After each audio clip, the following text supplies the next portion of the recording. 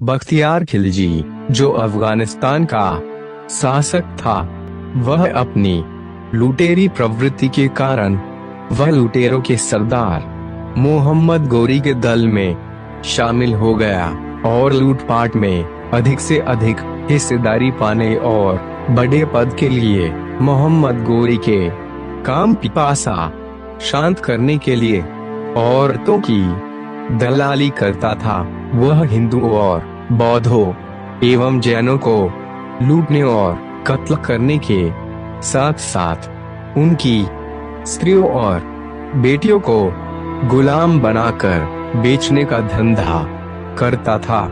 बख्तियार खिलजी की हैवानियत को देखते हुए मोहम्मद गोरी के अवध का सिपहसालार मलिक हिसामुद्दीन ने हिंदुओं की हत्या और लूटने के अभियान पर लगा दिया।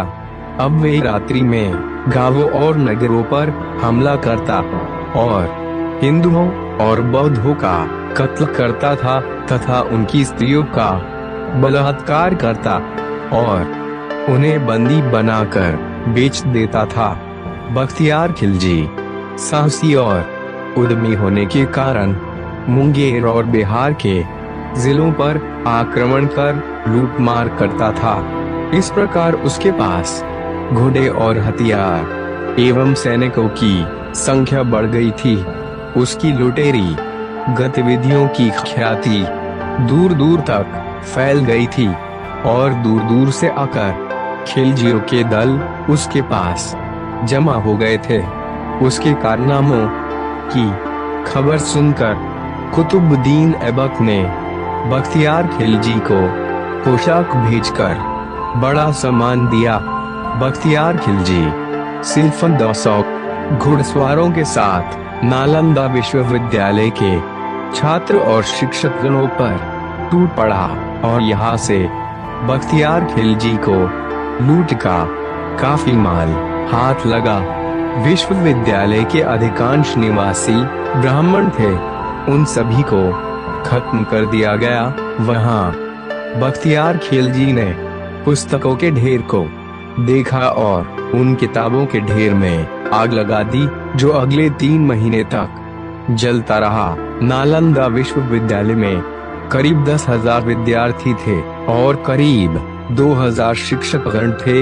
इस प्रकार बख्तियार खिलजी ने सारनाथ, कुशीनारा व नालंदा आदि प्राचीन विश्वविख्यात हिंदू बौद्ध शिक्षा केंद्रों को नष्ट करते हुए बंगाल की ओर चला गया। रास्ते में उसने 8वीं सदी के पाल वंश के राजा धर्मपाल के द्वारा स्थापित विक्रमशिला विश्वविद्यालय पर हमला किया और उसे भी पूरी तरह नष्ट कर दिया। उस समय उत्तर बंगाल, जिसको गौड़ प्रदेश कहा जाता था, वहाँ का राजा राय लक्ष्मण सेन था। सेन वंशी अपनी वीरता के लिए प्रसिद्ध थे, परंतु बिहार और बंगाल के बौद्ध समर्थक पाल वंश के कारण बाद में सेन वंशी हिंदू भी अहिंसा के रास्ते पर चलने लगे थे। लक्ष्मण सेन भी उन्हीं में से एक थे। नदियां उनकी राजधानी थी। पूरा बिहार इस्लामिक आतंक और लूट मार से जल रहा था और उसी से सटे बंगाल के सेन और पालवंशी शासक शांत बैठे थे। बख्तियार खिलजी अपनी सेना सहित 1204 ईस्वी में नदिया के समीप पहुंच गया और अपने सैनिकों सहित व्यापारी के वेश में राजमहल तक पहुंच गया और वहां पर उसने अपनी तलवार खींचकर आक्रमण कर दिया। शहर में जोर जोर से चीखने और चिल्लाने की आवाजें आने लगी। इससे पहले कि उन्हें माजरा मालूम हो, महल में घुसे बख्तियार खिलजी ने कई लोगों को मौत के घाट उतार दिया और उनका सारा खजाना और उनकी सारी पत्नियां व दासियां उसके कब्जे में आ गई। अनेक हाथियों को भी उसने अपने अधिकार में कर लिया। लूट का इतना माल हाथ लगा कि उसकी गिनती नहीं हो सकी। बख्तियार खिलजी ने नदिया को नष्ट कर लखनौती को अपने शासन क्षेत्र का केंद्र बना लिया तथा उत्तर बंगाल के सभी मंदिरों और पाठशालाओं को मस्जिदों में बदल दिया। समीपवर्ती महलों को अपने कब्जे में लेकर उन्हें अपना महल घोषित कर दिया और अपना नाम सिक्कों पर छपवा दिया। चारों ओर मस्जिद और मदरसे खड़े कर दिए। अपनी लूट का एक बड़ा भाग कुतुबुद्दीन ऐबक के पास भिजवा दिया। बख्तियार खिलजी अब तिब्बत पर हमला कर उसे नष्ट करना चाहता था।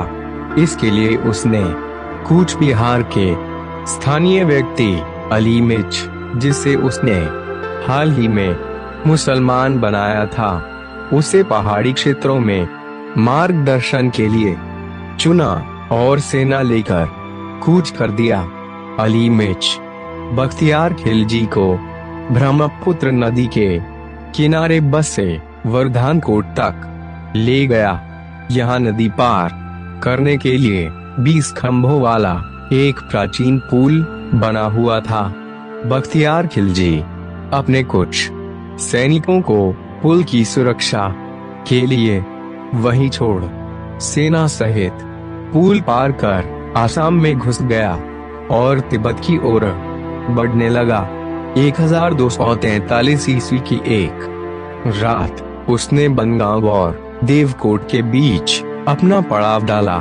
एक दिन एकाएक आसामी शासक की हिंदू सेना ने आक्रमण कर दिया।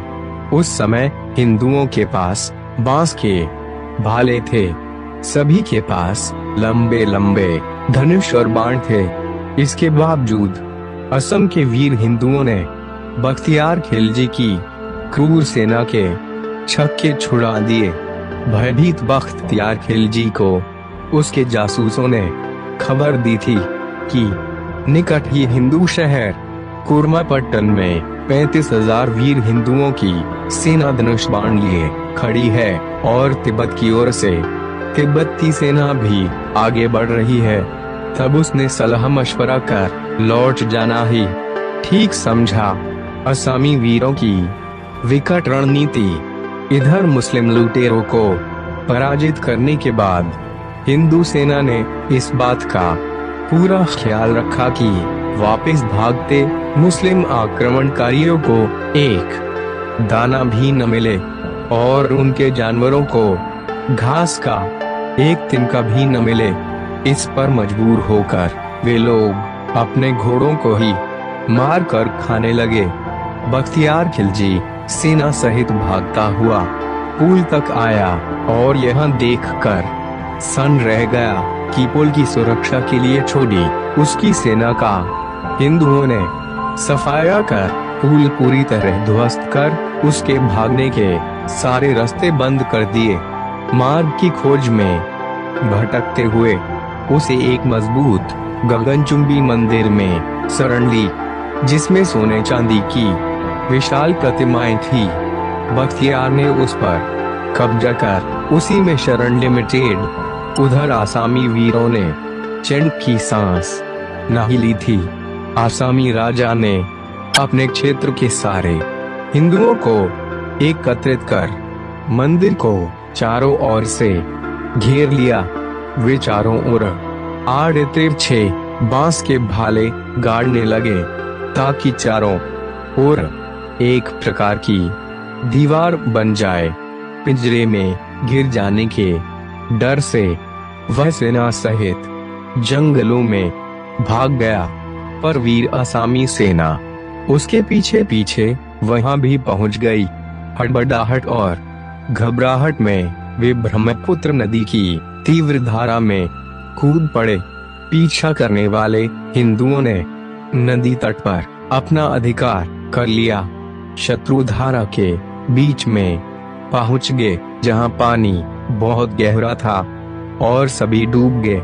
कुछ घोड़े, जिनकी संख्या 100 के आसपास होगी, और बख्तियार खिलजी बड़ी कठिनाई से अपने साथी मुसलमानों की लाश का सहारा लेकर उसने नदी पार की। वह देवकोट पहुंचकर बीमार पड़ गया। वह डर से बाहर नहीं निकलता था। बख्तियार खिलजी शर्म से मुंह छुपाए एकांत में पड़ा रहता था और अली मर्दान ने चुपके से उसके पास पहुंचकर गालियां देते हुए ताबड़तोड़ चाकुओं से वार कर उसे